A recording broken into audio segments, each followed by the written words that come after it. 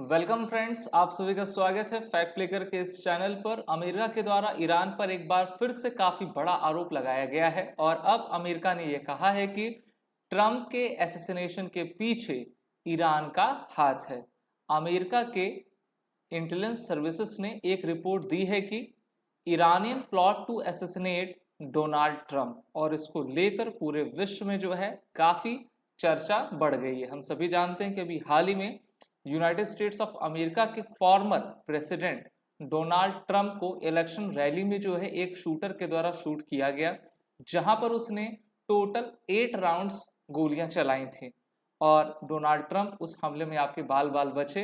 और यहाँ पर जो है ये एक बार फिर से क्वेश्चन उठता है कि क्या ये हमला थॉमस क्रुक के द्वारा किया गया या फिर थॉमस क्रुक के पीछे किसी ग्लोबल एंटिटी का हाथ है। ग्लोबल एंटिटी ईरान भी हो सकती है जैसा कि अमेरिका के द्वारा कहा जा रहा है, लेकिन ईरान ने इस एक्विजिशंस को यानी कि इस रिपोर्ट को जो है आपका पूरी तरीके से निराधार बताया है और ईरान का कहना है कि दिस इज अ मैलिसियस एक्विजिशंस, यानी कि अमेरिका के द्वारा जो इनके ऊपर आरोप लगाए जा रहे हैं पूरी तरीके से फेक हैं।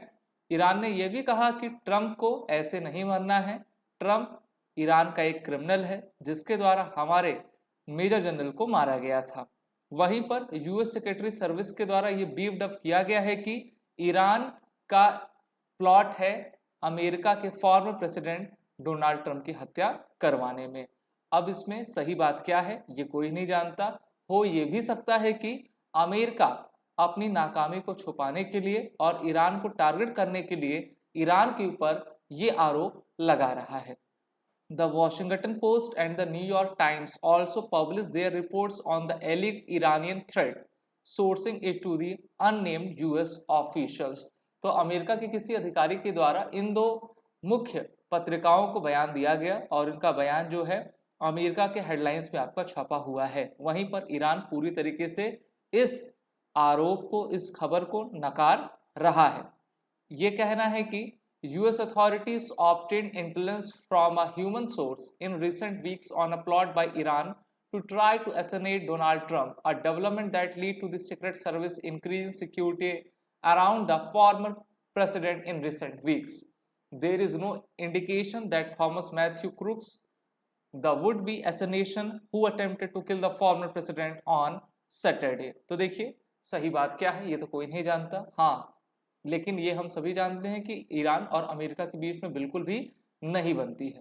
वहीं पर ईरान का ये कहना है कि from the perspective of the Islamic Republic of Iran, Trump is a criminal who must be prosecuted and punished in a court of law for ordering the assassination of general Soleimani. Iran has chosen the legal part to bring him to justice. आपको याद होगा 2020 में जब Donald Trump America के राष्ट्रपति थे तो उन्हीं के रेजिम में जो है ईरान के मेजर जनरल सुलेमानी को आपका अमेरिका ने मार दिया था और इसको लेकर जो है ईरान में काफ़ी आपका विरोध मचा हुआ था और ईरान का यही कहना है कि हम इनको अपनी कोर्ट में लाकर सजा देंगे। वहीं पर ईरान के फॉरेन मिनिस्टर के द्वारा एसेसिनेशन के प्लॉट का जो आरोप लगाया गया है उसको इन्होंने एक बार फिर से निराधार बताया है और कहा है कि अमेरिका की रिपोर्ट पूरी तरीके से बेसलेस है। Conservatives blame secret service woke hiring of women for Trump security breach. हमने ये भी देखा था कि जब ट्रंप का असैसिनेशन की कोशिश की गई तो वहां पर आप राइट हैंड साइड देख पा रहे हो कि एक महिला खड़ी हुई है और वहां पर सीक्रेट सर्विस के डायरेक्टर के ऊपर भी काफी दबाव अमेरिका के पार्टी की तरफ से लगाए जा रहे हैं कि एक महिला जो है सीक्रेट सर्विस की डायरेक्टर नहीं हो सकती क्योंकि ये टू शॉर्ट है, यानी कि ये इनकैपेबल है कि ये हमारे बड़े बड़े जो नेता है उनकी जो है सिक्योरिटी के लिए आपका हो सके। लेकिन उनकी जो स्पेशल डायरेक्टर है उन्होंने कहा है कि देखिए मैं अपने पद से रेसिग्नेशन नहीं दूंगी। तो यहाँ पर यूएस राइट क्रिटिसाइज ने किया है कि women are too short weak to protect someone like Donald Trump. इसलिए हम ये मांग करते हैं कि अमेरिका के फॉर्मर प्रेसिडेंट डोनाल्ड ट्रंप की सिक्योरिटी को रिव्यू करके एक बार फिर से बदलना चाहिए और इनकी सिक्योरिटी रिव्यू भी किया गया है और फिर से आपके अपग्रेडेड सिक्योरिटी कवर इनके पास लगाया गया है। ट्रम्प एडमिनिस्ट्रेशन ने जो है ईरान के साथ इनके जब संबंध थे काफी इसको एक्सेलेट किया था।